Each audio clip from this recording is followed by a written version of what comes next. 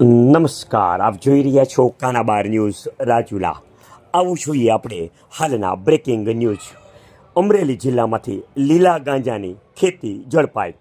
Amreli SOG ટીમે તુવેરની આડમાંથી 340 ગાંજાના લીલા છોડનું વાવેતર ઝડપી પાડ્યું. ધારી નવી વસાહત પાણીના ટાંકા નજીક રમેશભાઈ અર્જુનભાઈ વેકરિયાના ખેતરમાંથી ઝડપાયું ગાંજાનું વાવેતર.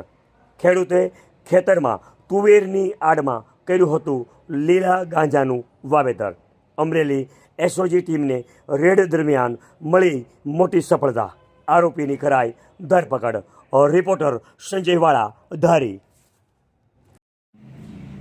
આવા જ સમાચારો માટે અમારી ચેનલને લાઈક કરો, શેર કરો અને સબસ્ક્રાઇબ કરો. અને હા, બેલ આઇકોન દબાવવાનું ભૂલતા નહીં.